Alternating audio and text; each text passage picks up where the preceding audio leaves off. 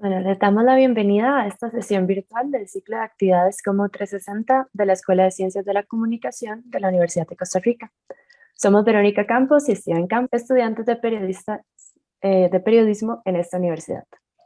Hoy tenemos el honor de recibir a la colega Danica Cotto, editora corresponsal de la agencia de noticias Associated Press para el Caribe desde 2007, con base en San Juan, Puerto Rico. Ahora cedo la palabra a la profesora Ani Pérez, coordinadora del área de periodismo, para recibir a Danica Cotto. Cuando la gente escucha hablar del Caribe, de inmediato piensa en playas y diversión, pero en periodismo sabemos que ser corresponsal en el Caribe implica atender las noticias de 20 países y varios territorios en sus propios contextos jurídicos y sociales. Sabemos que hacerlo para una agencia de noticias centenaria como AP significa hacerlo dentro de estrictas normas técnicas y éticas. Danica ha dado cobertura a las protestas que sacaron al gobernador de Puerto Rico en 2019, las ya constantes protestas en Haití, el asesinato del presidente Moïse en 2021 y logró la primera entrevista que concedió el máximo líder de la mafia local. ¿Cuáles son los conocimientos, habilidades y competencias que debe tener quien aspire a dedicarse al trabajo de corresponsalía? Para hablarnos de eso es que tenemos el honor de recibir este día con gran orgullo a nuestra colega tica Danica Cotto. Ahora Steven les presentará a nuestra invitada y les dejo en sus manos llenas de Verónica para la conducción general de esta transmisión. Muchas Bienvenida, gracias. Danica. Muchas gracias, profe.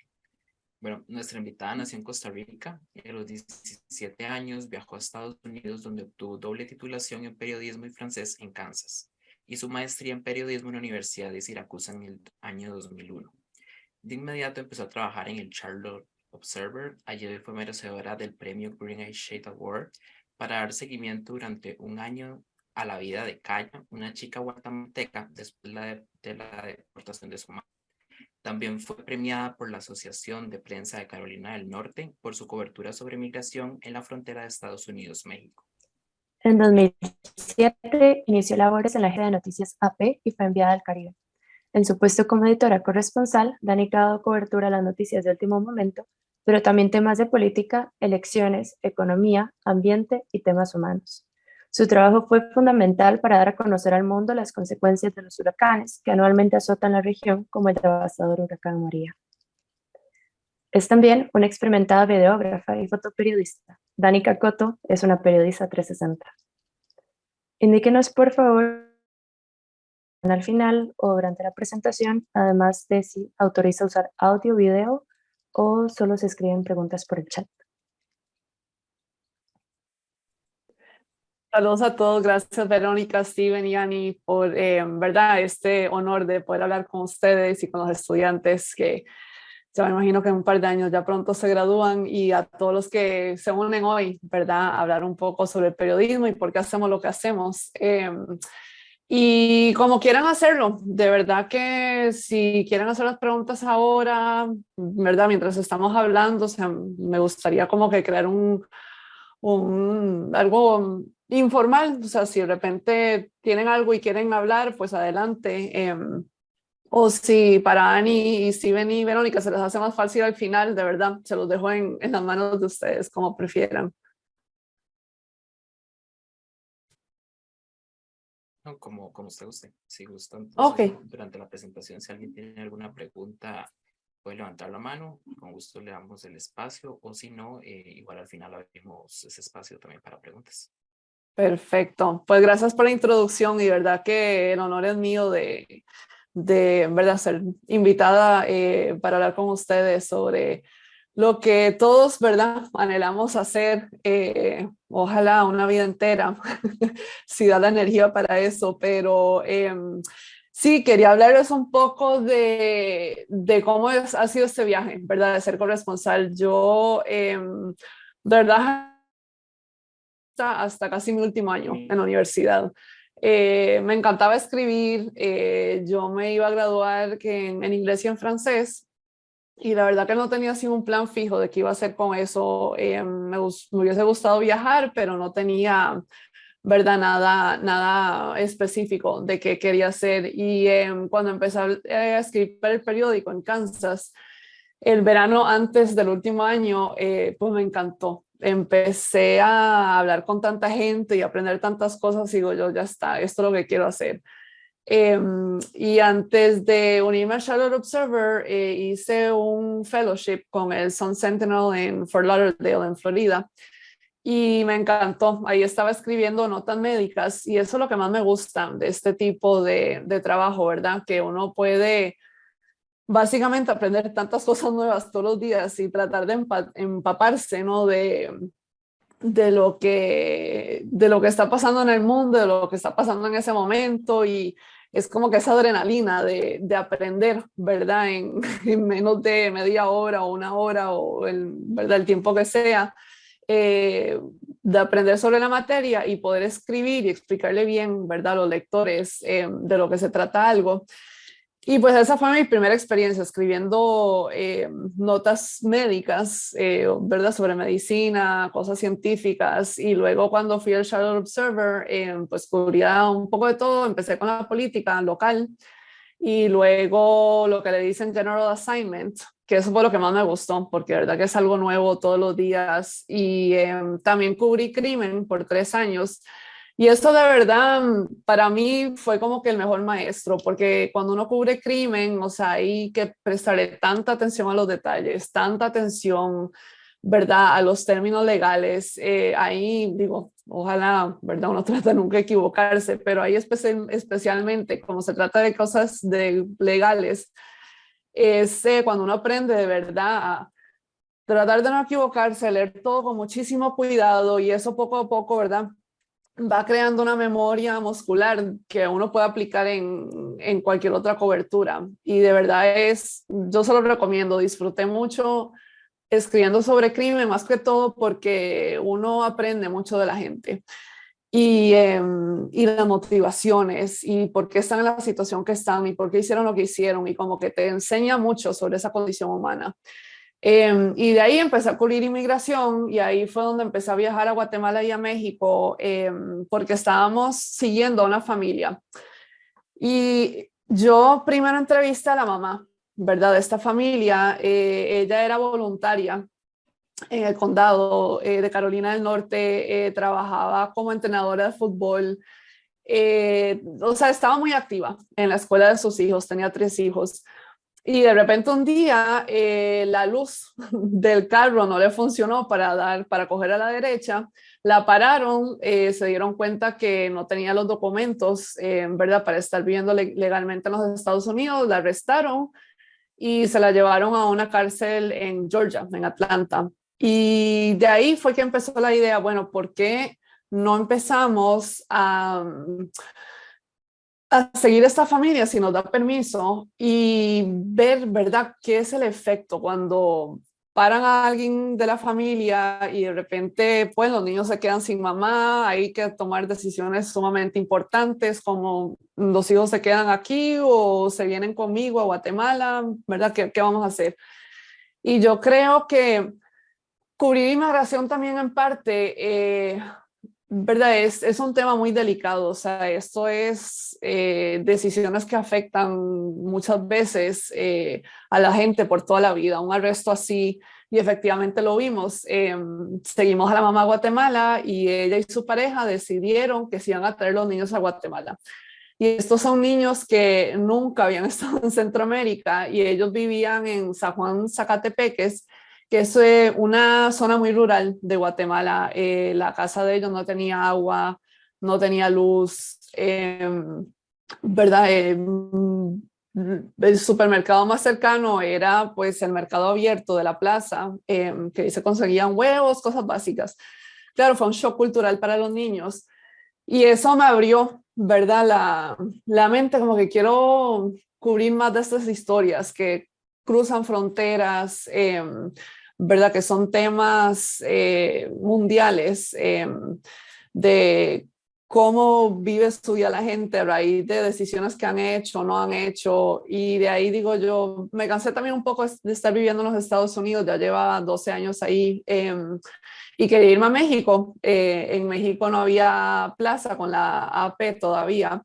Y me dijeron, bueno, te contactamos si se abre algo. Y me llamaron 2 meses después. Mire, tenemos una apertura en Puerto Rico. ¿Le interesa? Y yo pensando, Puerto Rico, bueno, yo ahí no estaba en mi radar ni para vacaciones, nada, cero. Llamé a un par de amigas que habían estado en Puerto Rico. Te va a encantar, ve a Puerto Rico. Y yo, bueno.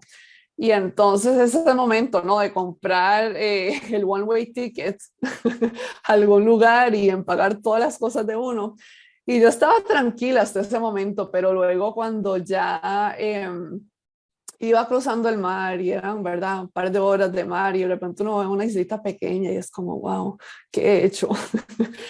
Pero me ha encantado. Llevo 15 años acá y ser corresponsal de verdad que es bien diferente a ser periodista de periódico y me gustan ambas, pero me acuerdo que la vida corresponsal, especialmente con la AP, nosotros tenemos ¿verdad? Instrucciones específicas de que si pasa lo que se dice, ¿verdad? Breaking news, digamos, mataron al presidente de Haití o, ¿verdad? El impacto, el huracán, y entonces vos tenés, ¿verdad? Que sacar una alerta y en menos de 5 minutos sacar lo que se llama un urgente, que son menos de 300 palabras, más o menos, explicando brevemente lo que está pasando, y después tenés 8 minutos más o menos para enviar ya una nota más o menos pues decente, 500 palabras. Y es eso, ¿no? Es un poco de adrenalina, de tener que estar preparado, ¿verdad? De no poder perder mucho tiempo. Y eso, pues claro, en cierta manera es agotador, especialmente si uno tiene que lidiar con una noticia que está cambiando a cada rato. Y entonces en la AP lo que tenemos se llaman los write-throughs. Y entonces vos envías la nota, ¿verdad? La primera nota, con lo básico, tal vez una cita de alguien, pero lo más básico. Y de ahí entonces vas agregándole. Y me acuerdo, yo creo que la cantidad de veces que he actualizado una nota son 32 o 33 en un solo día. Y eso fue con el huracán María y también con lo del asesinato del presidente de Haití. Y entonces es un poco, también un poco doloroso porque lo que escribiste por la mañana ya no existe por la tarde y la nota que se guarda, ¿verdad? En los corredores del internet es lo que escribiste al final del día. Entonces a mí todavía me da cosita, ¿no? De perder ciertas cosas, ciertas entrevistas, pero con la AP hay que ir actualizando a cada rato, todo nuevo, dándole más color, más citas. O sea, cualquier desarrollo que ocurra, pues hay que actualizar la nota con eso. Y quería mostrarles un poco, y disculpe que se me muestra así por la cámara, pero un poco, no sé si pueden ver, eso es cuando yo estaba reportando en Haití, y ese es un señor, para mí, no sé, me gustan, estas notas son mis preferidas, cuando uno está pues entrevistando a gente que verdaderamente no tiene voz. Este señor tenía 76 años y él trabajaba en una fábrica básicamente ilegal en el sur de Haití, que es una zona sumamente rural, sumamente bella, y trabaja en vetiver, que es un tipo de planta la cual usan para crear perfumes de Givenchy, ¿sabe? Perfumes de alto calibre, Chanel. Y de ahí salen, de exactamente estas fábricas, sale el producto que usan para esos perfumes de cientos de dólares. Y entonces la nota trataba sobre eso, ¿verdad? O sea, la raíz de donde salen todos estos perfumes súper caros. Y creo que en parte también, o sea, una nota que se enfoca en tratar de hacerle justicia, ¿verdad? A las personas que están pues sufriendo y que no reciben ninguna justicia en toda su vida, ningún tipo de reconocimiento, ni derechos laborales. Y eso puede ser mucho en Haití, pero en todo el Caribe, ¿no? Que a veces son como los rincones olvidados.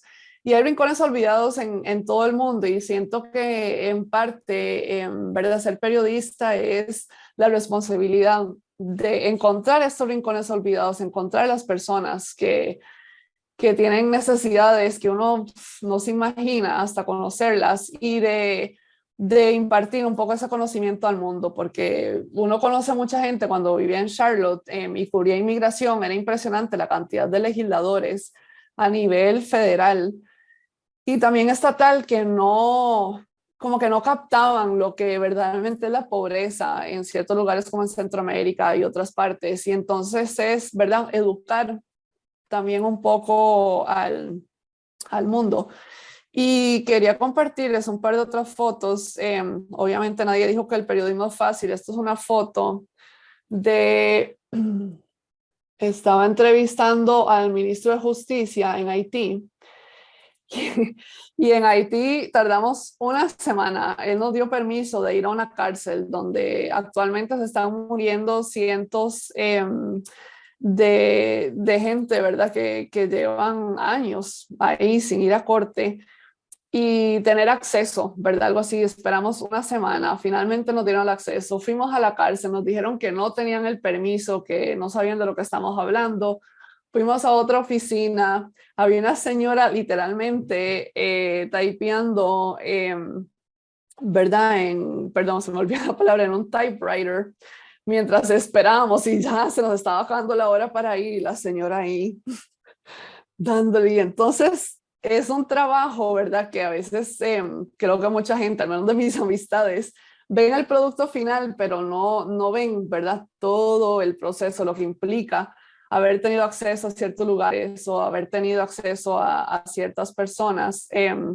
Aquí, como Ani había mencionado, estoy con el líder máximo de la pandilla en Haití, el que está de rojo, y ahí estoy yo en el vecindario de él. Y son vecindarios que si uno no tiene permiso a las pandillas, pues uno no puede entrar. Y él, por alguna razón, en el 2019 decidió darnos permiso, y ahí estoy entrevistándolo pues a él y a algunas personas de la vecindad. Y era, sabe, bastante peligroso porque ellos estaban peleando con otras pandillas alrededor. Y entonces era siempre estar viendo, ¿verdad?, de lado a lado, asegurándose que no iba a haber de repente pandillas de los otros vecindarios que posiblemente pudieron haber infiltrado. Y siento que en términos de riesgo, cada periodista, pues, ¿verdad?, determina cuál es, a qué límite va a llegar en términos de riesgo. Por ejemplo, Haití ahora, pues, en términos de secuestros, matanzas, violaciones, de todo está muy fuerte, más fuerte que antes. Y pues hay personas que dicen, no, pues yo no voy a esperar a que se calme. Hay otras que le meten hasta meterse a, ¿verdad?, ciertas calles o vecindarios que ni los mismos haitianos se meten. Y entonces es algo, ¿verdad?, siendo corresponsal, como que empezar a creer, a tener confianza en la intuición de uno. Y es algo que uno va desarrollando a través de los años, pero empezar a tener esa confianza, y eventualmente uno ya se acostumbra, como que esa vocecita, bueno, tal vez valga la pena estar ahí 20 minutos, o mejor no lo hacemos del todo. Y eso es algo muy individual, ¿verdad? Ser corresponsal es algo donde uno tiene pues mucha independencia, que puede ser bueno y puede ser malo. Y yo recomendaría al principio pues estar rodeada, ¿no?, de periodistas, estar ¿verdad?, en una oficina como tal, y de ir aprendiendo, porque uno pues así va aprendiendo de gente que lo rodea, o uno oye conversaciones y dice, bueno, voy a hacer eso para la próxima vez. Yo personalmente, yo trabajando desde casa desde el 2014, porque me cerraron la oficina por cuestiones de presupuesto, pero me dijeron, bueno, trabaja desde casa. Y porque cuando llegué a la P éramos 17 en la oficina. Y pues ya sabemos, ¿verdad?, los problemas que hay ¿verdad?, en el periodismo en términos de la falta de dinero y todo eso. Y cuando llegué éramos 5 en la mesa de inglés, y como 9 u 8 en la mesa de español. También teníamos 2 muchachos de Haití, una de advertising y una de HR, o sea que era toda una operación. Y, o sea, del 2007 llegar a veces me preguntan, ¿dónde está su oficina? Y yo, pues en mi casa. Y entonces trabajar, ¿verdad? O sea, acostumbrarse a esos cambios y, ¿verdad? Estar agradecida de todavía tener un trabajo. Y lo otro es, hoy en día, pues están buscando, ¿verdad? Muchos periodistas que pueden hacer un poco de todo. Y obviamente no te pagan más, pero hay que hacer un poco de todo. Lo del fotos y video, pues por suerte a mí me dieron entrenamiento en México, que es donde está localizada la oficina regional de la AP de Latinoamérica y el Caribe. Y ahí tomamos cursos, ¿verdad? Una semana que fueron dados por los maestros, ¿verdad? De fotos y video de la AP. Y a mí me encantó, ¿verdad? No sé si a todo el mundo le guste eso. A mí me encantó poder tomar fotos, poder tomar video, aprender todo eso, pero ya cuando en la práctica se vuelve un poquito difícil. Aquí les voy a mostrar cuando estaba en Haití, que estaba, no es que no se ve muy bien, pero estaba en el medio de la nada, en un monte, tratando de tomar fotos de, ¿verdad? Las personas que estaban viviendo ahí, sufriendo mucho con el trabajo que tenían, el trabajo agrícola que tenían. Pero les doy una anécdota de ser lo que dicen en la AP, un periodista multiformato. Cuando impactó el huracán María, el plan era, yo me quedaba en San Juan, el fotógrafo se iba a Ponce, que queda a 1 hora en el sur de Puerto Rico, y el videógrafo iba a estar también en San Juan. Y recibo una llamada como a las, no sé, 9, 10 de la noche, que hemos tenido problemas, que si usted puede hacer fotos, video y texto. Y yo, pero ¿qué está pasando? O sea, yo no puedo hacer las 3 o sea, los 3 formatos al mismo tiempo cuando llegó un huracán que era casi categoría 5. Y el problema es que el teléfono satélite del fotógrafo, ¿verdad? No le estaba funcionando, no pudo enviar fotos. Y el videógrafo estaba en un búnker del hotel y no lo dejaron salir, que es algo muy extraño. Usualmente los periodistas, usualmente, ¿verdad? Nos dan excepciones que no le dan otras personas, pero en ese hotel le dijeron no, todo el mundo al búnker, y ahí se quedó en un búnker sin poder tomar video. Y digo yo, bueno, Dios mío, les dije a los editores, voy a hacerlo en este orden: texto, fotos y video, porque claro, todos los editores a la misma vez, mándenme esto, mándenme lo otro, mándenme, y eso como que, bueno, vamos en orden porque no puedo enviar las 3 cosas a la vez. Y entonces en lo que me estaban editando la nota de texto, pues salía a tomar fotos, y lo que me estaban editando eso, salía y tomaba video. Y muchas veces he tenido como que si estoy yendo a un lugar donde estoy haciendo entrevistas y no he llegado a mi computadora para empezar a escribir la nota, cuando voy ruta al hotel o a la oficina para escribir la nota, si hay tráfico o si de repente hay alguien más manejando, pues ahí aprovecho y envío video.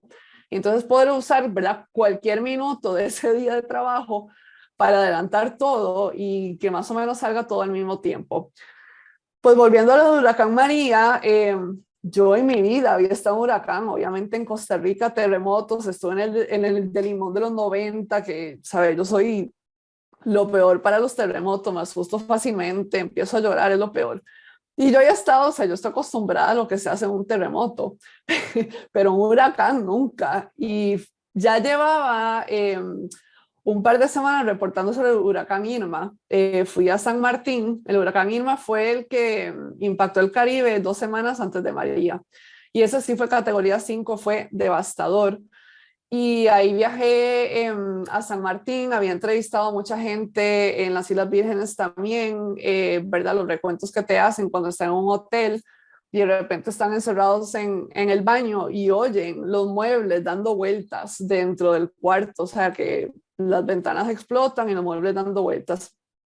Y entonces ya tenía, ¿verdad?, todas estas historias en mi mente de lo que pasa en un huracán, y pues la verdad que estaba un poco aterrada porque es básicamente pues prepararse y esperar. Y por suerte los tipos de Weather Underground, que es un canal que se dedica exclusivamente al clima en los Estados Unidos, están en mi hotel. Y entonces cuando ellos salían, yo salía, porque digo yo, bueno, ellos sabrán lo que están haciendo, yo voy a aprovechar, me voy con ellos y también tomo un poquito de video. Y pues son cositas así, ¿verdad? Que uno va tal vez inventando cuando pasan cosas así, le toca a uno hacer cosas que normalmente no le tocan. Y lo otro es esta foto que les quería enseñar cuando estaba en Haití y uno se vuelve como que el sujeto, ¿no? Que normalmente no pasa, pero este señor que vivía en el vecindario, que también era periodista local, pues me quería entrevistar a mí sobre lo que yo estaba trabajando. Y entonces son cositas así, ¿verdad? Que uno le gusta compartir y por eso aprecio mucho, ¿verdad? Este espacio de siempre poder hablar sobre el periodismo y de lo que uno hace, de los problemas, ¿verdad? Cómo surgen, cómo uno lidia con ellos y más que todo, ¿verdad? Esa oportunidad grande que no se les da a todo el mundo de poder entrar, ¿verdad? A un montón de mundos nuevos y explorarlos y que la gente te hable de la nada y te comparta, ¿verdad? Toda su vida, lo que hacen y de verdad es algo increíble que todavía como que a veces me dice, wow, de verdad, todo el mundo me contó sus vidas o me abren, ¿verdad? Las puertas de su casa en un momento frágil, en un momento duro y la gran responsabilidad que conlleva eso. Y eso es yo creo que lo que más me motiva. Obviamente hay días o semanas o a veces meses que uno lleva trabajando tanto como con lo de María o con lo de el asesinato del presidente de Haití, que uno verdaderamente sale agotado y bajar revoluciones después de eso, al menos a mí me toma mucho tiempo, porque uno está como que en, ¿verdad? Como que la marcha de un carro en quinta y sexta todo el tiempo sin parar. Y nada, es un mundo que a mí me encanta a pesar de a veces la fatiga, ¿verdad? Que le da a uno. Pero siento que he estado hablando mucho, así que si tienen preguntas o quieren escuchar más de algo que comenté y no le di seguimiento, me pueden avisar y puedo elaborar más, ¿verdad? Sobre algo. Les quería dejar con una última foto. Esto fue después de un viaje intenso, como de 2 o 3 semanas en Haití, y acá está el fotógrafo. Esto fue el día que volvimos a Puerto Príncipe, que es la capital de Haití, y estábamos comiéndonos unas donas y hot dogs, porque eso es lo otro, o sea, uno tampoco, ¿verdad? Come muy bien dependiendo del lugar donde está uno trabajando. Y llevábamos casi toda la noche manejando y acá está, le tomé una foto, no sé si se ve ahí, esa no es, perdón, esta, al fotógrafo que estaba haciendo push-ups en medio de lo que viene siendo como un capetín. Digo, ¿y qué está haciendo? Me dice, es que tengo que mantenerme despierto. Me dice, estoy agotado, ya no puedo más. Y son pues momentos así, ¿verdad? Que para mí lo mejor de ser corresponsal es poder tener colegas así, compartir con gente que lo va animando a uno, que lo van educando a uno, que lo van enseñando, que para mí es lo mejor, ¿verdad? Encontrarse a colegas que son así y que comparten las experiencias de uno y son bien bondadosos con su tiempo y con su conocimiento. Así que me callo ya para ver si tienen preguntas o si quieren oír algo más de otros temas que no he cubierto. Muchas gracias, Danica. Bueno, entonces ahora pasamos al espacio de preguntas de nuestra audiencia y por favor levanten la mano virtual para hallar el orden y como estamos grabando para difundir, solo la persona que pregunta, por favor encienda su cámara y micrófono si lo desea. Alejandro. Hola, Danica. Bueno, primero que nada, muchas gracias por su tiempo y me parece interesantísimo su trabajo. Yo lo que quería preguntarle es que, bueno, en el periodismo, a los nuevos periodistas, se nos exige también mucho tener conocimientos en diferentes áreas. Por ejemplo, o se nos recomienda estudiar, por ejemplo, en economía, o se nos recomienda estudiar, por ejemplo, en derecho. Yo lo que quería preguntarle es si usted nos recomienda estudiar como o tener conocimientos en algo en específico para ejercer como corresponsal? Claro, muy buena pregunta y eso siempre se ha debatido, ¿verdad? Desde los 80, que fue hace mucho. Pero yo creo que eso es algo personal, porque si vos, o sea, si te encanta algo en específico, ya sea la economía o la política o la ciencia, y sabes, ¿verdad? Que eso es algo que siempre te ha encantado y que querés trabajar sobre eso, sí, ¿por qué no? ¿Verdad? Se podría hacer, no sé cómo se dice en español, pero un double major en la universidad y especializarse. Y eso yo creo que ayuda muchísimo porque ya vas a saber qué preguntas hacer, ya vas a saber cuando te están mintiendo, te están ocultando información o te están presentando algo de cierta manera y se te va a hacer mucho más fácil, ¿verdad? Comparado con alguien que, como yo, que pues yo no me especialicé en ningún tema y de repente yo estoy tratando de ponerme al día súper rápidamente cuando vos ya sabes lo que vas a preguntar y cómo armar la nota y todo eso. Lo único, digo, y es una cuestión personal, es para mí hay que pensar en si querés limitarte de esa manera, porque si sabes de fijo que querés hacer eso toda tu vida o al menos por muchos años, pues súper, pero si no estás seguro, si te gusta como que explorar muchos temas diferentes, ¿verdad? Ser como que el General Assignment Reporter, pues tal vez no sea necesario, pero si es algo que te gusta y de todas maneras te lo vas a disfrutar, pues sí, ¿verdad? Vale la pena porque ya es algo que, ¿verdad? Ya está dentro de vos y te gusta y pues aunque no lo estés usando para tal vez el periodismo dentro de 5 años o 10 años, pues es algo que te lo disfrutaste y que aprendiste. Pero eso diría yo, o sea, definitivamente tiene sus ventajas. Y y lo único es que si no conseguís un trabajo en ese, ¿verdad? Sector particular, pues, ¿verdad? Al menos aprendiste lo que querías aprender, pero no ir con la idea de que vas a poder usarlo o inmediatamente, tal vez, ¿verdad? Dentro de 5 o 10 años se te dé. Pero yo digo, entre más información conoce uno y más, ¿verdad? Se instruye uno, pues mejor. Gracias. Quiero aprovechar para hacerle otra pregunta. Eh, Obviamente, en una agencia o siendo corresponsal, tienes un público mucho más amplio que se extiende incluso a muchos países. Entonces, cuando trabajas en medios de repente nacionales o locales, tenés un público quizá más definido, pero ¿cómo trabajar o qué cualidades debe tener un producto periodístico eh, que sabes que tiene un público tremendamente amplio y que no va a ser leído solo en Puerto Rico, sino en cualquier parte del mundo? Sí, súper buena pregunta. En la AP, bueno, en el periodismo en general en los Estados Unidos tienen un dicho que es como, y María en Oklahoma, ¿qué le iba a importar esto? ¿Me entiende? Entonces, o Pedro en Oregón, ¿a qué le iba a importar esto? Y es, yo soy del argumento, yo he argumentado con los editores que por pequeña que sea una, o sea, si sale el Caribe y a veces te dicen, ay, pero esto ya está pasando en México y a una escala más grande. Y yo, sí, pero está pasando en el Caribe y esto es algo único y a la gente le va a interesar. Y entonces creo que de verdad, si una nota es buena y si la vas a escribir bien o la vas a transmitir bien, ¿verdad? En cualquier formato que sea, si es interesante, eso le va a interesar a cualquiera. No hay que, ¿verdad? Hacer como que un customize la noticia a tu público. Para mí, si está bien hecho, bien redactado, bien filmado, bien fotografiado, eso le va a ser de interés a todo el mundo.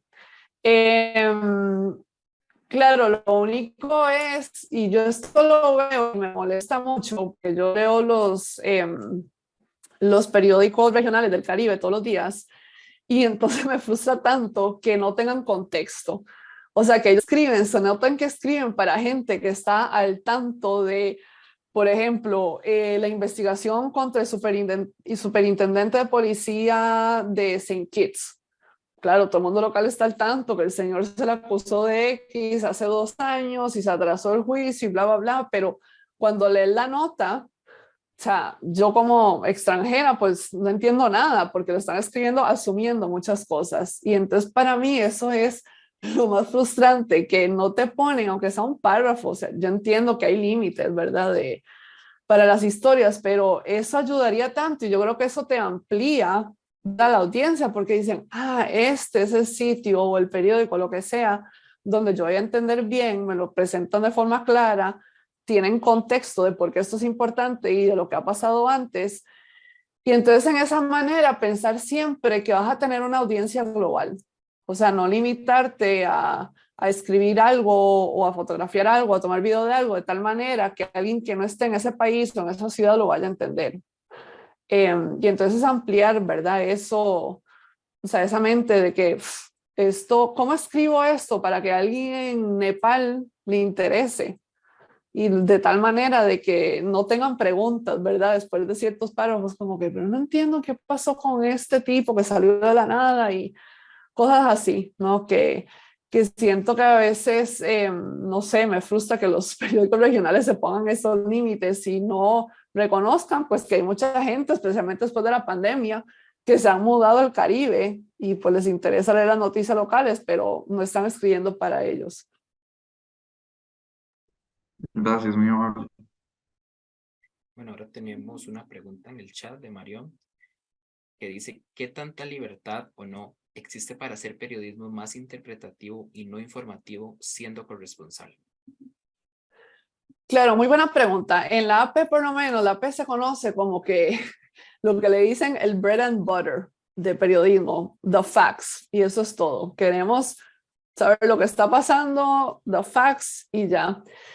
Yo creo que hay más libertad dependiendo de cuál otro, con el otro medio que estés trabajando, ya sea Reuters o BBC o Al Jazeera. ¿Verdad? Se nota que, ¿verdad? El tipo de cultura que hay en esos lugares y creo que hay más flexibilidad. Y entonces yo diría que si te interesa hacer ese tipo de periodismo, que busques esos sitios que están abiertos o que estén abiertos a hacer, ¿verdad? Cosas fuera de lo que sea informativo. Yo muchas veces me he frustrado porque siento que, y el LA Times hizo esto y me pareció fantástico. No sé cómo lo dicen en español porque estudié periodismo en los Estados Unidos, pero el nut graph, que es como, ¿verdad? El párrafo básico, que usualmente viene siendo el tercer párrafo, que te explica por qué esto es una nota, por qué es importante y por qué lo estás leyendo. Pues el LA Times tiene una tendencia a publicar notas que no tienen note graph, y eso es algo como que, ¿verdad? Esencial que te enseñan el primer año de periodismo. Y eso me encanta porque de verdad que hay notas que son interesantes por ser interesantes, no tienen que ser porque esto pasó hoy o porque, ¿verdad?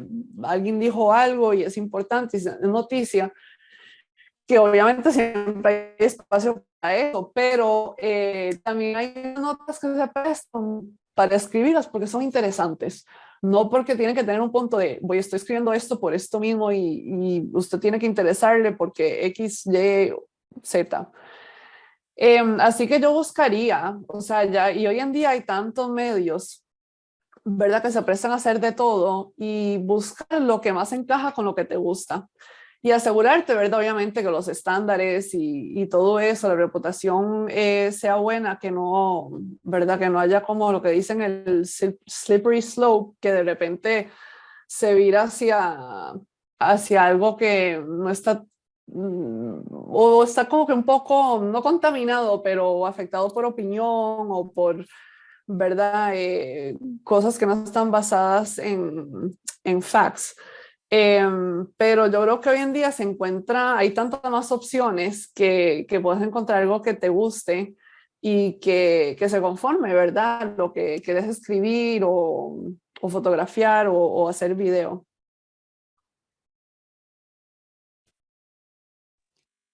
Bueno, ahora, bueno, de parte mía también me gustaría hacer una pregunta y es, ¿cómo fue el proceso para conseguir y lograr realizar la entrevista con el líder de la pandilla local? Sí, eso llevamos un par de años tratando de hacer esto.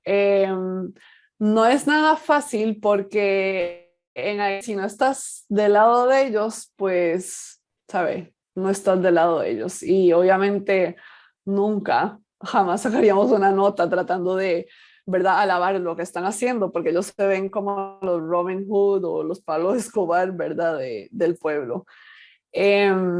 Y fueron muchos textos, muchos WhatsApp, muchas llamadas, y no directamente a él, o sea, porque él está rodeado de otra gente, ¿verdad?, pues que son sus asistentes, secretarios, qué sé yo, o sea, es todo un sistema, ¿verdad?, que hay que tratar de meterse por ahí. Y fueron un par de años, y esa es la otra cosa, o sea, como que aunque te digan que no 10 veces, pues obviamente, como dicen aquí, dale break, un espacio, volver otra vez, a veces las situaciones cambian, a veces ellos quieren, ¿verdad? De repente sienten la necesidad de explicarse y pues tener un medio a través del cual lo pueden hacer. Y en ese momento, hace unos meses, antes de que tuvimos la entrevista, unos meses atrás, lo habían acusado de estar envuelto en varias masacres. Y yo creo que en parte, yo no sé si eso es por la razón por la cual accedió, pero creo que en parte él quería como explicarse o como decir, mire, yo también hago cosas buenas. Y como, ¿saben? Como en todo el mundo, o sea, no todo es blanco y negro, él sí ha hecho cosas buenas para su vecindario, les ha comprado unos carritos pequeños para limpiar la basura, les ha dado dinero, o sea, todo lo que hacen, ¿verdad? Los líderes, en este caso, para ganarse el favor de las personas en su vecindad, pero como que había que dejarle claro cuando primero nos reunimos, yo le expliqué, mire, estamos trabajando una nota sobre lo que usted hace aquí, sobre, ¿verdad?, cómo la gente lo ve como un líder, pero también sobre las acusaciones. Y eso es súper incómodo cuando estás sentado al frente de un señor que tiene varias pistolas y son visibles y uno como que, o sea, yo tampoco lo quiero estresar y de repente se emociona y empieza a sacar la pistola, pero él, o sea, él era muy sensato, muy inteligente. Él era policía antes y estaba con una unidad, ¿verdad?, de alto rango, o sea, que el hombre no es tonto y y él entendía, ¿verdad?, cómo funcionaba eso, pero no te voy a negar que o sea, estuve súper nerviosa todo el tiempo que estuvimos con él, porque eran 3 horas, y en ese momento él era requete buscado, porque, o sea, los masacres eran recientes y la policía todavía estaba, ¿verdad?, indagando, y otras pandillas también querían matarlo, o sea, en venganza por lo que él hizo en los vecindarios, o lo que se alega que él hizo en los vecindarios de ellos. Así que hoy en día estamos tratando de conseguir otras entrevistas con él, pero lo curioso es que después de que mataron al presidente, las pandillas empezaron a cobrar por entrar a las comunidades que ellos controlan. Y entonces hubo una conversación, ¿verdad?, de la ética, o sea, porque yo sé que hubo varios medios internacionales que pagaron $500 o más para entrar a estas comunidades. El argumento mío, y no todo el mundo está de acuerdo, ¿verdad?, todo el mundo tiene opiniones diferentes, es cómo le vamos a estar pagando dinero a alguien que se le acusa de tantas matanzas. O sea, el dinero directo a una pandilla no es, ¿verdad? Y otros dicen, bueno, en otras partes del mundo se paga para acceso, dependiendo, ¿verdad?, de la nota. Y eso es algo pues que uno como reportero individual se tiene que preguntar, yo voy a participar de una nota donde sé que se le está pagando a alguien y esa persona ha estado acusado de, ¿verdad?, cosas horribles. Y entonces tener esa conversación, pero cuando lo entrevistamos a él teníamos muy claro, era explicar básicamente la reputación que él tiene en su vecindario, ¿verdad? Porque era como que el Robin Hood en el vecindario aquí en lo que se llama Delma, que es dentro de Puerto Príncipe, y luego todas las acusaciones contra él. Y yo le dejé bien claro desde el principio, ¿verdad? Porque uno tampoco quiere la sorpresa de que de repente salga la nota y ellos lo leen y saben y comparten. Y de repente, ¿verdad?, uno pues no queda bien porque uno no fue claro con la persona que estaba entrevistando y se sienten como que pues esta persona no fue honesta, o sea, no me explicó bien de lo que se trataba la nota. Cositas así, pero te digo, hoy en día es bien, bien difícil acceder a las pandillas, por no decir imposible.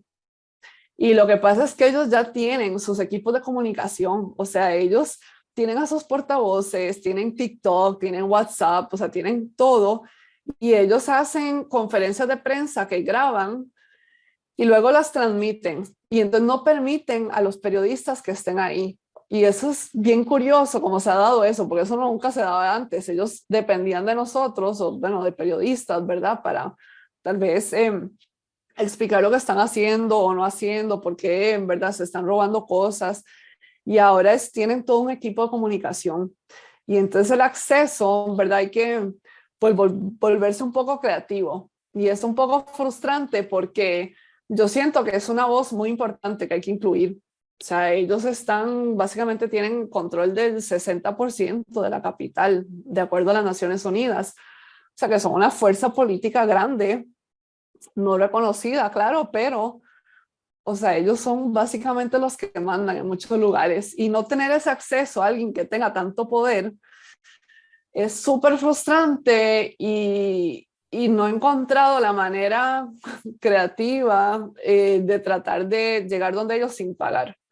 Y ahora que ya están rodeados de un equipo de comunicación, pues, ¿verdad? Es aún más imposible. O sea, ellos controlan el mensaje, ellos controlan las imágenes, o sea, te mandan videos, te mandan fotos, pero no hay manera de uno entrar y hacer las preguntas que uno quiere hacer, que son sumamente necesarias, especialmente, ¿verdad? En este momento en la historia de Haití.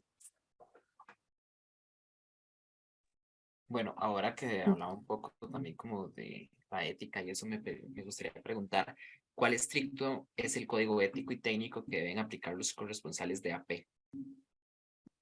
Extremadamente estricto, o sea, no hay, como dicen, room for error. O sea, eso es una línea recta que uno no puede cruzar, y creo que eso pues ha ido, se ha vuelto más seria la cosa, especialmente con, ¿verdad? Tantos medios sociales, o sea, ya sea TikTok, ya sea Instagram, lo que sea, que a veces uno trata de tener mucho cuidado, pero tal vez a veces se le escapa una cosita a uno, o uno comparte algo que tal vez la otra persona dice, pero ¿y esta persona está de acuerdo con eso? ¿Me entiende? Entonces, con más razón, hay que caminar esa línea bien finita, lo más derecho posible. Y yo pienso que, ¿verdad? Uno quiere proteger la reputación de uno. O sea, vos querés que los lectores te tengan confianza y que, ¿verdad? Crean o verdaderamente te tengan confianza. Bueno, lo que yo leo de ella o lo que veo en términos de video, fotos, eso es lo que es, y lo que ella o él, ¿verdad? O ellos dicen lo que es, eso es lo que es. Y creo que, ¿verdad? Compartir o tal vez desviarse un poco es, ¿verdad? Abrir un poco de espacio para que la gente te empiece a cuestionar. Y para mí no hay cosa peor que, ¿verdad? Lectores que te empiezan a cuestionar. O sea, tu reputación está basada en los facts y en escribir todo, o sea, siendo imparcial, justa, y poner todo eso en riesgo por, no sé, compartir algo, qué sé yo, que uno encontró chistoso, o que te llamó la atención, y si se presta, ¿verdad? Como para una interpretación diferente, pues para mí es mejor no arriesgarse. Yo sé que la P me imagino que se enteraron no me acuerdo si era el año pasado, pero despidieron a alguien que estaba con la P porque había publicado, creo que eran unos tweets antes de estar con la P.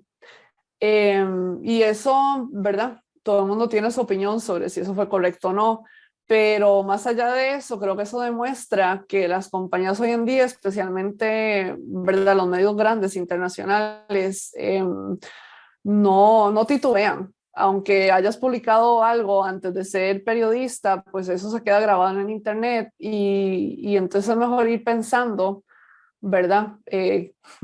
Publico esto o no, aunque no tengas trabajo y no seas estudiante o estés trabajando en otra cosa, que eso eventualmente, dependiendo de a cuál compañía estás aplicando, eventualmente, ¿verdad? Va a regresar a atención de los empleadores. Y yo entiendo que en parte, ¿verdad? Uno se siente como tal vez que no tiene voz, ¿verdad? Yo incluso en mi Facebook personal, yo nunca publico opiniones, o sea, en ningún lado publico opiniones, no tengo Instagram, porque soy una vieja, pero, por ejemplo, en Facebook, en mi vida he publicado una opinión que no fuese, qué sé yo, qué bonito el atardecer o algo así. Y eso, no sé, me ha funcionado a mí y conozco otros casos, ¿verdad? Donde la gente o se han metido en problemas o los han despedido por cosas que tal vez alguna gente dice, bueno, esto no fue como que un error o eso ocurrió antes de que estuviese con la compañía. Entonces, claro, cada uno, ¿verdad? Hace lo que uno, con lo que uno se siente confortable, pero yo pensaría en la gente que te está leyendo o escuchando o viendo y qué impresión van a tener de vos si, ¿verdad? Haces algo que tal vez no todo el mundo considere ético, o sea, por ejemplo, compartir opiniones, cosas así, que sé que es más difícil, ¿verdad? Hoy en día con tantas maneras de expresar la opinión de uno, pero sí, para mí vale el sacrificio.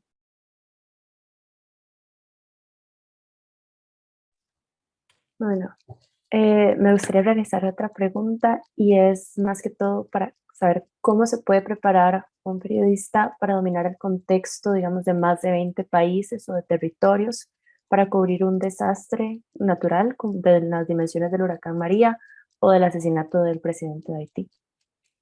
Sí, muy buena pregunta. Muchas veces es empaparse en ese momento. Si estás en el avión y tenés 2 horas para llegar al sitio donde vas a empezar a reportar, ¿sabes? Buscar cosas como loca, leer como loca, empaparse del asunto justo antes de llegar, porque en el periodismo en la universidad en los Estados Unidos es básicamente lo que dicen parachuting in. O sea, llegas, ¿verdad? Con el parachute y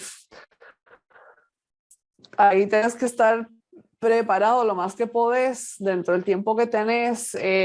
No es siempre lo ideal, a veces, ¿verdad? Uno dice, ay, si hubieses entendido eso, si hubieses leído sobre eso, y a veces no tenés el tiempo.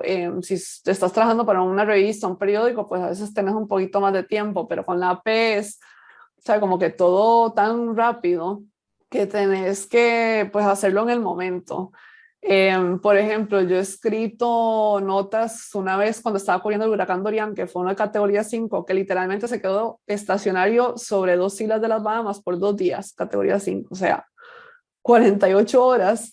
Y yo estaba tratando de ponerme al tanto y el avión en el que yo estaba se atrasó, hubo un problema, qué sé yo, dentro del avión y pues ahí, ¿sabes? Aproveché, empecé a buscar, empecé a tratar de conseguir contactos y para mí leer lo más posible. O sea, libros si estás cubriendo, qué sé yo, algo de economía, política, el Caribe, México, ¿verdad? Leer, digo, todos los libros posibles que hay que te interesan sobre ese sujeto, porque muchas veces, aunque tal vez no vayas a utilizar esa información específica, un detalle específico, eso, o sea, se te queda quemado en el cerebro y vas a poder agregar el contexto que necesita la nota, que en esos momentos, cuando hay breaking news y es algo grande, eso es lo más importante, o sea, tener esos párrafos de contexto que ayudan a la gente a entender, o sea, lo importante que es que esto haya pasado o no pasado. Y lo otro es empezar a contactar a personas, digamos, si estás cubriendo, ¿verdad? Un territorio como el Caribe, que a veces es un poco difícil porque muchas veces es por teléfono, todo está para el norte, para el sur, para el este, para el oeste, y es contactar a personas claves, ya sea ONGs, que muchas veces son de gran ayuda porque tienen contactos. Si vas a ir a un lugar, ¿verdad? Acaba de pasar un huracán, no pudiste llegar antes, vas a llegar dentro de las próximas 24 horas, ya tenés el contacto de la ONG y decirle, mira, ¿dónde están? ¿Dónde están ayudando? Me puedes poner en contacto con personas, ¿verdad? Comunes y corrientes. Y esos, para mí las ONGs, especialmente en Haití, son de tremenda ayuda, porque conocen, o sea, básicamente todo el mundo dentro de esa comunidad o comunidades y te pueden conectar. bien rápidamente con la gente que necesitas entrevistar y mantener, ¿verdad?, relaciones con oficiales de gobierno cada semana o cada 2 semanas o cada mes, dependiendo, ¿verdad? Hola, ¿cómo está? Feliz año, ¿cómo va todo? Estaba siguiendo esta nota, puede ser que le escribamos algo sobre esto eventualmente, o sea, mantener el contacto de que si de repente pasa algo grande y le escriben, van a decir, ¿y quién es fulano de tal? Como que yo no sé esta persona. Y esas personas en un momento así de emergencia, pues tienen el tiempo limitado y le van a responder solamente a ciertas personas, a un grupo pequeño, y si no te conocen y le estás escribiendo a la nada, van a decir, este ni le respondo. Y a mí me ha pasado. Si ya tienes una relación con ese source, ¿verdad?, te van a responder. Y eso para mí es lo más importante, o sea, construir esas relaciones y, o sea, de manera sincera, ¿no? No es que, no sé, no creo que, yo creo que la gente se da cuenta cuando estás, ¿verdad?, tratando de contactar a alguien sin ser sincero o mandarle un mensaje de vez en cuando, como, mira, cómo va todo. Y de compartir las notas cuando salen. Y si vas a escribir algo que es negativo, o sea, yo le digo, y eso, o sea, también me lo recomendaron, escribirle a la gente, mire, esta nota va a salir mañana, esto es lo que va a decir, quería prepararte, no va a ser algo positivo. Nunca compartimos las notas, o sea, la P tiene una política nunca compartir notas, pero que la gente no esté, o sea, que no se les dé esa sorpresa al día siguiente, como que, pero mire, ¿qué es esto? Yo no sabía que iban a escribir de esto, ¿me entiende? Y aunque los hayas entrevistado, explicarle, ¿verdad? Esto es la razón por la cual estamos escribiendo la nota, te estamos dando oportunidad de responder. Y eso, más que todo, ¿verdad? Construir relaciones y leer lo más que uno pueda y contactar a la gente, aunque no sea para escribir algo, pero si te interesa, no sé, algo. Yo, por ejemplo, vi algo interesante sobre la ciencia relacionado en algún tipo de pez en el Caribe. Y nada más le escribí, ¿verdad? Al source, como que mira, vi que estabas trabajando sobre esto. Y entonces ahí te dicen, ah, pues mira, sí, lo van a publicar dentro de 2 meses. Y de repente es como, ok, cool, pues ahora tengo, ¿verdad? La primicia a veces, o tal vez la información que uno necesita, que de último momento, cuando sale la publicación en, ¿verdad?, en alguna revista científica, no estés de repente como que llamando, tratando de leerlo todo. Y muchas veces, ya teniendo esa relación, te pueden dar una primicia bajo embargo. Ok, te voy a compartir esto 2 días antes, ¿verdad? Prometiéndome que no lo vas a publicar y no vas a compartirlo con nadie más. Y eso también ayuda muchas veces, ¿verdad?, a prepararte y no estar corriendo de último minuto, pero de verdad que muchas veces es eso, o sea, no hay manera de prepararse, o sea, como lo del asesinato del presidente de Haití, a mí me llamaron a las 4 de la mañana y yo no me lo creía, o sea, sinceramente yo era como que, pero ¿están seguros? O sea, fue como que cosas, ¿verdad?, bien inusuales han pasado en Haití, pero algo como eso es, o sea, esa fue la reacción que por un par de segundos era como que, pero no, ¿estás seguro? No es posible, que es algo tan extraño y sorprendente que, o sea, y uno se acostumbra, o sea, de verdad que después de un par de años de estar escribiendo, como decimos, on deadline, sin tener tiempo de, ¿verdad?, de estar leyendo, revisando, tratando de conseguir a contactos, uno se acostumbra a hacerlo rápidamente. Y uno trata de encontrar como que tiempo. Si te están editando la nota, por ejemplo, y estás esperando que salga el hilo, pues llamas a otra persona en ese entonces o le agregas algo más de color. Y entonces es aprovechar cada segundo asumiendo que no vas a tener tiempo en 2 horas. Y pues eso, pero la verdad que en general no hay mucho tiempo para preparar.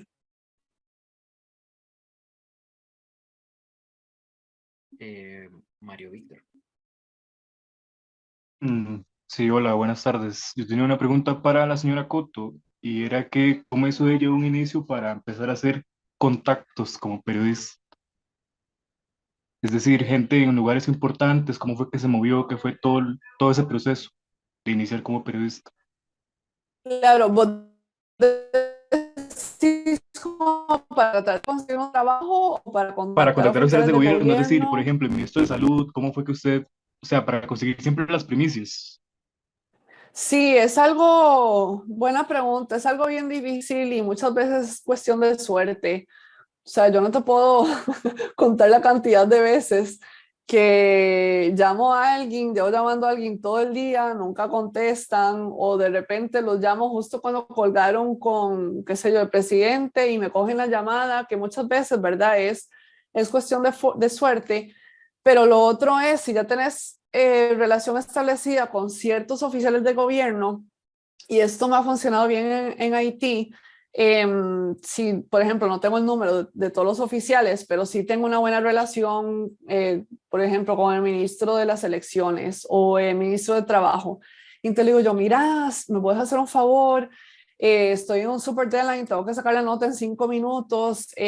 Puedes contactar al ministro tal o al oficial tal y decirle que yo voy a llamar de este número. Y entonces muchas veces ellos acceden porque, ¿verdad? Ya te conocen, ya tienes la reputación buena con estos oficiales que te tienen confianza y muchas veces es así, ¿verdad? Y eso pues a veces toma su tiempo, ¿no? Porque ellos, si estás empezando, pues no han leído las notas tuyas, no tienen confianza, pero estás construyendo una nota sobre otra y puede ser un proceso lento y difícil, pero ellos van viendo que tus notas son justas, que aunque están pues, muchas veces negativas, son justas y presentaste, ¿verdad? Todas las perspectivas y le diste oportunidad a, ¿verdad? Los que tenían que responder, tiempo para responder, incluiste, ¿verdad? Su perspectiva y entonces construir eso poco a poco, o sea que a veces no se da de una, pero ya, ¿verdad?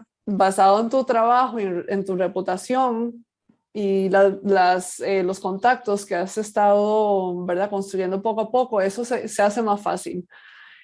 No todo el mundo te quiere hablar, ¿verdad? Y creo que a veces uno, ¿verdad? Tiene la intuición de cuánto tiempo vas a estar molestando a alguien y de darle break, ¿verdad? Como había dicho antes, si vos sabes que esa persona no le gusta que le estén llamando constantemente y no están contestando, pues, y si no es súper urgente, pues dale 4 horas o escribirle, ¿verdad? Un mensaje en vez de una llamada. Pero yo creo que eso es, ¿verdad? Caso por caso y dependiendo de la intuición y la relación que tengas con esa persona, que sabes cómo manejarla. Pero eventualmente sí puedes llegar al punto de que vas a tener en tu teléfono los números de todo el mundo, de oficiales de gobierno, hasta el primer ministro, hasta el presidente, y no siempre te van a contestar, pero por lo menos puedes decir, ¿verdad? Se trató de contactar y no respondí inmediatamente. Y lo otro es que muchas veces cuando ya sale la nota, te contactan porque vieron la nota, salió en el mundo entero o, ¿verdad? En esa ciudad o en ese país o lo que fuese, y dicen, no, espérate, ¿sabes qué? Quiero hablar. Quiero que mi voz esté incluida en ese reportaje o en esa foto, en el video, lo que fuese. Y entonces, muchas veces eso pasa. Yo estoy que llame, sale la nota y a los 10 minutos me llaman. Mira, que vi tu nota, si podemos hablar. Pues sí, y la nota, al menos, ¿verdad? Con APES, pues se puede actualizar las veces que sea para poder incluir esa voz. Bueno, entonces ya para finalizar, me gustaría saber, bueno, la labor periodística es fundamental para la democracia y para ayudar a poner foco sobre los problemas de la gente para que los políticos tomen decisiones para cambiar esas realidades. Entonces, desde su experiencia, ¿qué mensaje nos daría para interiorizar nuestro rol social? Excelente pregunta. Y eso, ¿verdad? Se ha visto mucho en los Estados Unidos, ¿verdad? Con las elecciones recientes en Rusia, en Ucrania, en muchos lados. Y creo que es la persistencia, ¿no? O sea, hoy más que nunca tenemos un rol tan importante y déjeme desviarme un poco, creo que también hace falta, y esto no lo he visto, que no hay educación hacia gente que no son periodistas de cómo funciona el periodismo. O sea, hay muy poca gente común y corriente que entiende cómo funciona el periodismo y los estándares que existen en el periodismo. y las medidas, ¿verdad?, que uno toma como reportero, como compañía, para asegurarse que todo esté correcto, que todas las perspectivas hayan sido incluidas. Y entonces creo que eso es algo importante que nos ha dado en muchos sitios, es esa educación. No sé si, ¿verdad?, es algo que podrían enseñar en las escuelas, sino a gente, o sea, obviamente que está estudiando periodismo, sino a gente que no tiene nada que ver con el periodismo, pero es algo, ¿verdad?, importante de educar a la gente de qué es lo que hacemos, cómo lo hacemos y por qué es importante. Y creo que eso se ha visto mucho en los Estados Unidos, ¿verdad?, donde siento que al menos en Twitter, ¿verdad?, no existe un concepto correcto de cómo hacemos lo que hacemos y de las medidas que se toman, ¿verdad?, para asegurarse que lo que tenemos es correcto. Y lo otro es, pues, ¿verdad?, cuando uno está entrevistando a las personas, ya sean oficiales de gobierno u otros, recalcar esa importancia, o sea, de no tener miedo, de, ¿verdad?, ponerle la luz a muchas cosas que siguen ahí escondidas en la oscuridad, escapándose de la luz. Y obviamente pues teniendo en cuenta la seguridad de uno, que uno tampoco, ¿verdad?, se, se debe sacrificar la vida de uno o, ¿verdad?, el bienestar mental o físico de uno, pero de verdad que eso es más importante hoy más que nunca, porque he visto en parte también en medios sociales que mucha gente se creen periodistas, ¿verdad? Y sueltan cosas por ahí y a mí, mis propios amigos me han mandado cosas y yo, pero usted tiene que ver el source de eso, o sea, cuál es la fuente de lo que usted me está compartiendo, porque yo siento que muchas veces gente que ¿verdad?, no está eh, al tanto del periodismo, no ven la fuente, o sea, se enfocan en lo que dice el tweet o el Facebook post o la nota como tal, pero no se preguntan, ¿pero de dónde vino esto? ¿Y cómo sabemos si esto es correcto? Y entonces, ¿verdad?, poner nuestro granito de arena, y yo creo que tal vez a mí no les caigo bien a cierta gente, pero yo digo, mire, pero van el source, o sea, ¿cómo van a compartir eso si es, ¿verdad?, alguien que, y yo no estoy diciendo que la gente que no es periodista no tiene, ¿verdad?, o sea, yo he visto muchos posts súper sensatos, bien pensados y todo eso, pero en general, las personas que están compartiendo, ya sea lo que presentan como facts, lo presentan así como si fuera un hecho, cuando no lo es, o comparten una fuente que, ¿sabes?, se sabe que no tiene estándares o que tiene mala reputación, con cada instante decir, mire, o sea, no se puede compartir esto, o, ¿verdad?, educar a la gente, yo creo que más que todo, porque hoy en día, pues hay muchos que comparten información, pero no verifican lo que tienen que verificar. Lo comparten porque, lo vieron ahí o lo oyeron de allá y lo ponen, ¿verdad?, todo junto y presentan eso como si fuera la verdad, cuando en realidad no han hecho su trabajo como periodistas o como gente que está compartiendo información, que es una responsabilidad individual, aunque uno no es periodista. Pero, y creo que, o sea, espero equivocarme, pero creo que eso va a empeorar. O sea, ya hay tantas maneras de compartir información errónea por todo lado que no se puede controlar. Y siento que, bueno, ya han visto, ¿verdad?, con AI, ¿verdad?, la inteligencia artificial, que eso crea imágenes, videos, textos, o sea, todo inventado, y es muy difícil, especialmente en imágenes, que lo hacen tan y tan bien. En videos los hacen tan y tan bien que la gente aparece diciendo cosas que nunca dijeron. Y vos ves esos videos y están hechos a perfección. O sea, que son muy pocos los expertos que pueden distinguir y decir, espérese, esto no es verídico. Y la AP, junto con otros medios, ha empezado o tienen lo que se llaman los fact-check teams, que son, ¿verdad?, es un equipo que se enfoca específicamente en decir, ¿esto es verdadero o no? Y se enfocan en, qué sé yo, ¿verdad?, algo que se volvió viral, qué sé yo, un accidente de tren en México, y salieron imágenes y la gente diciendo, esto fue lo que pasó, y entonces publican, esto fue lo que se compartió, esto se volvió viral, ¿es verdad o no? Y creo que esfuerzos así, ¿verdad? Se unen para hacer el periodismo más fuerte y para educar a la gente que, no todo lo que vemos o leemos, oímos es cierto. Muchas gracias. Bueno, con esto ya estaríamos finalizando la reunión del día de hoy. Primero, nos gustaría mucho agradecer a Danica Cotto, corresponsal de la agencia Associated Press para el Caribe, por este generoso intercambio con los estudiantes de la Escuela de Ciencias de la Comunicación, sobre todo los conocimientos y habilidades que exige el periodismo y la producción audiovisual 360. Bueno, y muchas Luego. gracias a quienes nos acompañaron en esta sesión. Muchas gracias a todos. Y si pueden compartir mi información, mi correo y mi número que está en WhatsApp, que cualquier pregunta individual ya tengan hoy o en un par de meses o un año, que siempre estoy pues dispuesta a contestar preguntas o ayudar. Muchas gracias.